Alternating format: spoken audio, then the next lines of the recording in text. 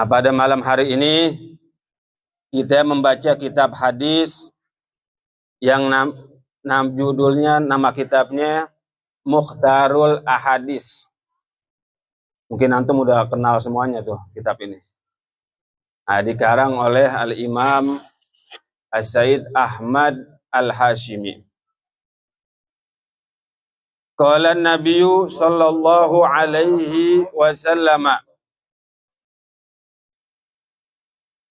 ati babal jannati yaumal qiyamati fa astaftihu. Kata Nabi Muhammad sallallahu alaihi wasallam, aku mendatangi pintu surga. Jadi pertama kali yang datang ke pintu surga ialah Nabi kita Muhammad sallallahu alaihi wasallam. Rasulullah sallallahu alaihi wasallam. Nabi-nabi yang lain ntar dulu belakangan. Jadi pertama kali yang mengetuk pintu surga ialah Nabi Muhammad sallallahu alaihi wasallam.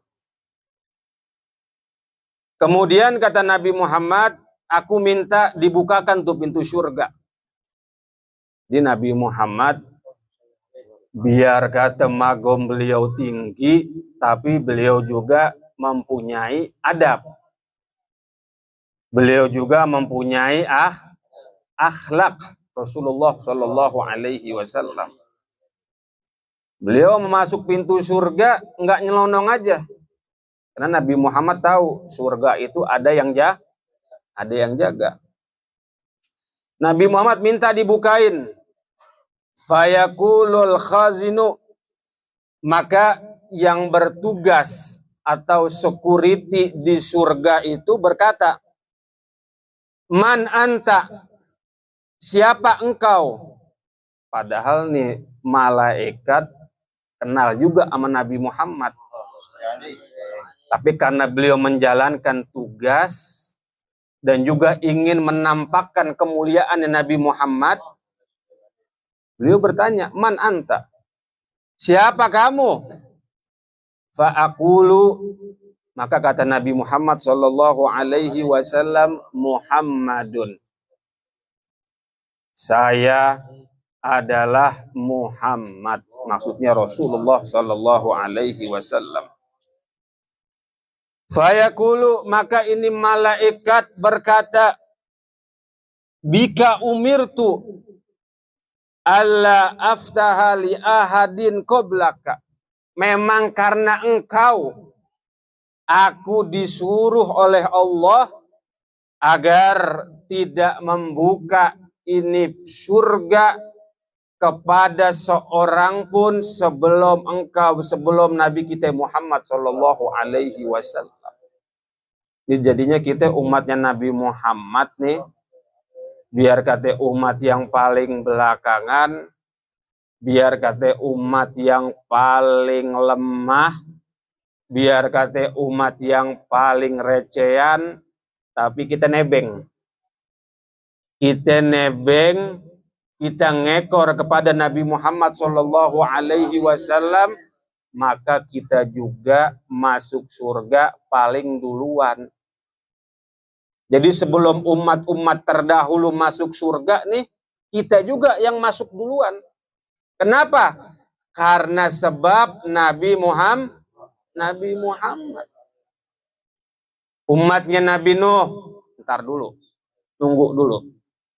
Umatnya Nabi Musa, nanti dulu, tunggu dulu. Umatnya Nabi Isa, nanti dulu, tunggu dulu. Umatnya Muhammad Rasulullah sallallahu alaihi wasallam, kita orang masuk duluan. Padahal kalau dibandingin ibadah kita sama umat terdahulu, hebatan mana? Hebatan mana, Ji Qadir? Hebatan umat terdahulu. Tuh dia orang dulu soalnya nih. Tahu umat-umat terdahulu dia. Umat terdahulu ibadahnya hebat-hebat. Dan juga syariatnya emang keras. Ya karena sesuai sama postur tubuhnya. Syariatnya juga berat. Karena memang badannya gede-gede. Badannya gede, nggak gampang sakit, makanya wajar syariatnya juga syariat yang keras. Kalau umat terdahulu kalau kena najis, tahu kena najis? Ini kena kencing atau kena tai ayam kena najis. Kalau kita kan umat Nabi Muhammad cukup disiram pakai air. Tapi umat terdahulu nggak cukup. Kalau itu najis nempel di kulit, maka itu kulitnya dipotong juga biar supaya suci. Kalau kena di baju tuh najis, maka bajunya harus disobek, dibuang. Tapi kalau umat Nabi Muhammad ada najis kena baju, cukup kita kita cuci, alirin air jadi suci. Umat terdahulu ibadahnya hebat, syariatnya berat, harusnya kan mereka yang masuk duluan, betul nggak? Tapi kenapa umatnya Nabi Muhammad yang masuk duluan? Umatnya Rasulullah yang datangnya terakhir, yang syariatnya gampang, ibadahnya mudah, cuman hadir di majlis dapat pahala lebih afdol daripada 1000 rakaat. Umat terdahulu nggak ada tuh. Dapat makanan lah gitu. Emang ada makanan, Ji? Dapat makanan, dapat berkah lah gitu. Tapi subhanallah, memang karena ngekor sama Nabi Muhammad, kita nempel sama Rasulullah. Dalam nas disebutkan kita masuk surga duluan. Nah, apa pelajaran yang bisa kita ambil? Pelajaran yang bisa kita ambil ialah jangan jauh-jauh sama Nabi Muhammad. Jangan kita mau lari dari Nabi Muhammad. Nabi Muhammad bilang kullu ummati yadkhulunal jannah, kata Rasulullah. Semua umatku ini bakalan masuk surga, kata Rasulullah. Illa man aba, kecuali orang yang nggak mau. Jadinya yang nggak mau masuk surga itu bukan dari Nabi Muhammadnya, tapi dari siapa? Dari umatnya sendiri, lari dari Nabi Muhammad. Nah, kita jangan tuh, kita nggak mau kayak gitu. Kita selalu kita tanamin di hati kita agar kita ini ingin selalu mendekatkan diri kepada Nabi Muhammad Shallallahu Alaihi Wasallam.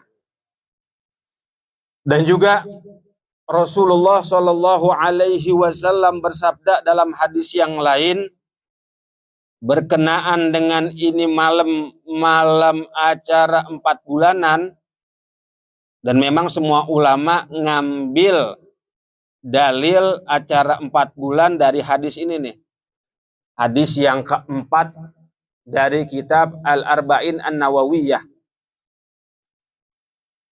Dari sahabat Abdullah bin Mas'ud radhiyallahu anhu qala haddatsana Rasulullah sallallahu alaihi wasallam. Jadi kata sahabat Abdullah bin Mas'ud, itu Rasulullah sallallahu alaihi wasallam pernah memberikan informasi kepada kita. Wa huwa shadiqul masduq, dan Rasulullah adalah orang yang jujur dan orang yang terpercaya. Itu Nabi Muhammad.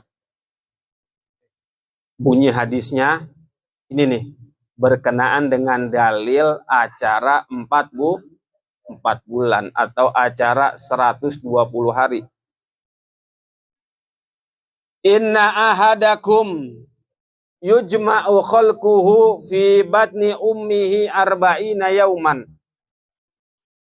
Sungguhnya salah seorang di antara kalian, kita semua nih, dikumpulkan atau dibuat prosesnya itu di dalam perut ibunya selama 40 hari nutfatan, berupa setetes mani.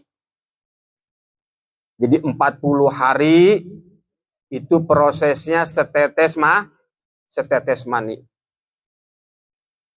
Tsumma yakunu alaqatan misla dzalik. Kemudian 40 hari yang kedua prosesnya menjadi setetes darah atau segumpal darah. Tsumma yakunu mudghatan misla dzalika. Kemudian 40 hari yang ketiga menjadi segumpal daging. 40 pertama setetes mani. 40 yang kedua 80 hari setetes darah. 40 hari ketiga 120 segumpal daging. Udah nyampe 120 hari, 100 mau ke 121, summa yursalu ilaihil malaku. Kemudian Allah mengutus seorang malaikat. Jadi Allah utus seorang malaikat. Fayanfakhu fihi ruha. Kemudian itu malaikat disuruh oleh Allah, ditugaskan oleh Allah untuk meniup ruh ke dalam janin yang tadi belum ada nyawanya. Jadi udah 120 hari. Makanya maaf, baik kalau udah 120 hari haram dimatiin secara sengaja. Atau kalau orang sekarang bahasanya apa? Aborsi. Kalau udah 120 hari berarti kan udah ada nyawa. Bahkan semua mazhab sepakat di atas 120 hari hukumnya haram. Tuh 120 hari. 4 mazhab sepakat haram. Nanti adapun kalau di bawah 120 hari itu ada khilaf antara ulama. Tapi jumhur menyatakan tetap hukumnya haram. Karena kan kalau 120 hari kurang berarti belum ditiup nyawa di situ. Tapi kan bahan-bahan dia ingin menjadi anak sudah ada. Kemudian juga dalam hadis ini kata ulama itu memberi penjelasan kepada kita bahwasanya Allah Subhanahu wa taala itu kan maha mampu. Allah kalau udah ngomong kun fayakun. Tapi kenapa dalam penciptaan makhluk Allah ngasih berproses? 40 hari pertama, 40 hari kedua, 40 hari ketiga, ada proses. Di sini kata ulama Allah pengen ngajarin sama kita ini jadi orang kalau ingin melakukan sesuatu jangan terburu-buru. Karena memang sifat tabiat manusia itu pengennya terburu-buru mulu. Naik motor pengennya apa? Ngebut bae. Jadi orang kaya pengennya buru-buru. Pengen jadi ustadz buru-buru. Akhirnya nanti jadi kagak yang ada terbengkalai. Jadinya semuanya ini kalau ingin melakukan hal-hal yang besar itu butuh yang namanya dengan proses. Makanya Allah ciptakan langit dalam Al-Quran berapa? 7 hari. Nah itu diajarkan biar bertahap. Artinya manusianya harus melek, harus paham. Jadi kalau pengen jadi orang yang hebat, pengen jadi orang yang sukses, harus berproses. Ini bukan dalam urusan akhirat doang. Dalam urusan dunia pun begitu. Makanya kalau kita lihat tuh sejarah orang-orang kaya di Indonesia, kalau dia cerita tuh pasti awalnya susah dulu. Ada ngemper dulu, ada jual sesuatu yang murah dulu. Enggak bakalan langsung tiba-tiba dia jadi apa? Jadi CEO atau jadi direktur, kagak. Dari bawah dulu proses barulah jadi orang. Nah itu. Nabi Allah pengen ngajarin sama kita jadi manusia jangan terburu-buru. berproses kalau mau melakukan sesuatu yang besar. Nah, kecuali nanti ada tuh pengecualian. Harus buru-buru tuh. Ada kata ulama pengecualian apa? Di antaranya kalau ada orang meninggal. Makanya kalau ada orang mati, kira-kira emang udah mati ya, makanya panggil dokter dulu biar pasti. Jangan belum mati, udah dibilang mati, akhirnya dikubur jadi mati dia. Panggil dokter dulu, kira-kira benar nih kata dokter, oh ini mati. Nah, maka prosesnya buru-buru tuh. Kalau ada orang mati buru-buru. Sekiranya nggak ada keluarga yang penting untuk ditunggu, buru-buru deh. Dia mandiin, kemudian dia sholatin, dia kafanin, baru dia kubur. Itu yang pertama kata ulama. Kemudian yang kedua yang harus buru-buru juga, ketika seorang perempuan udah dikhitbah. Tahu khitbah? Jadi kalau ada perempuan udah dilamar, kita punya anak, atau punya ponakan, atau punya saudara, udah dilamar orang, ya, udah dilamar orang. Nah, maka buru-buru tuh, artinya buru-buru apa? Dari proses khitbah lamaran, buru-buru deh cari tanggal buat acara kawin. Jangan ditunggu nyampe lama-lama. Kenapa jangan tunggu sampai lama-lama? Biasanya nih kalau ditunggu sampai lama, ada setan yang ngegangguin. Ada bisikan dari kanan, ada bisikan dari kiri. Si anu jangan deh, si calon lu begini, calon lu begitu, calon lu begini. Akhirnya udah dikhitbah, nanti enggak jadi. Makanya dari proses khitbah, buru-buru deh sekiranya ada waktu, ada rezeki, ada uang, buru-buru dikawinin. Nah, kemudian kita kembali ke hadis. Wa yu'maru bi arba'i kalimatin. Kemudian itu malaikat diperintahkan oleh Allah untuk menulis 4 hal. Jadi ketika kita berumur 120 hari, itu ketentuan kita udah tulis semuanya. Sampai hari ini nih kita ketemu ngumpul nih, udah ditulis tuh. Yang pertama, bikat birizkihi. Ditulis sama malaikat rezeki dia. Disipulan rezekinya misalnya 1 triliun. Biar kata dia punya hotel di mana-mana, biar kata dia orang paling kaya, tapi kalau rezekinya dia emang makannya bubur mulu setiap hari, ya makannya bubur. Penyakitan maksudnya begitu. Tapi biar kata orang ini nggak punya apa-apa, susah banget hidupnya.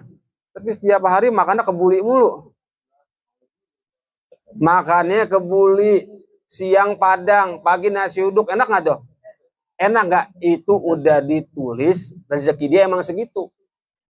Makanya definisi rezeki itu kata ulama, kullu syai'in yanfa'uk, tuh rezeki itu. Jadi rezeki itu kullu syai'in yanfa'uk. Pokoknya segala sesuatu yang bermanfaat sama kita itu rezeki.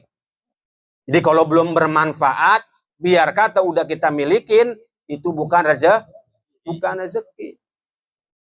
Kita punya, misalnya nih, kita punya villa 13. Tahu villa kan? Kayaknya lemas banget nih saat disuruh. Aminin apa? Amin. Ini kan di majlis taklim kan doa gobul. Udah nggak jadi dah, kelamaan. Kita punya rumah misalnya 10 gede-gede. Mobil 15. Amin.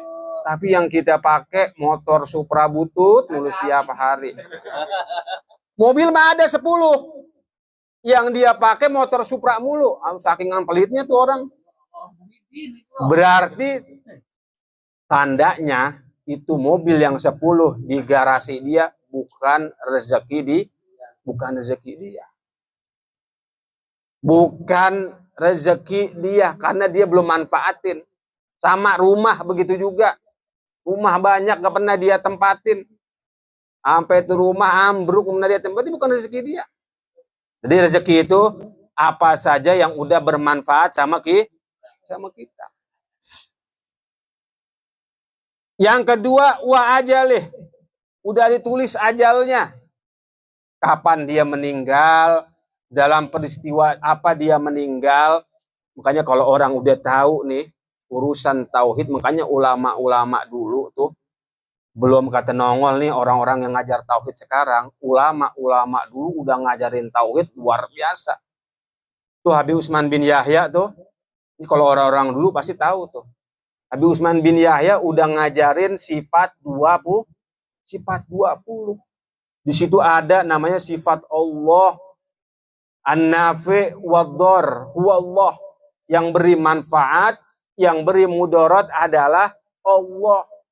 Dan orang gak bakalan mati kecuali udah takdirnya. Makanya ketika tahun 45 orang Indonesia modalnya apa? Modalnya bambu runcing. Tapi karena tauhidnya kuat, tauhidnya mantep, kata dia nih, kalau emang gue bakalan mati di medan perang, bakalan mati.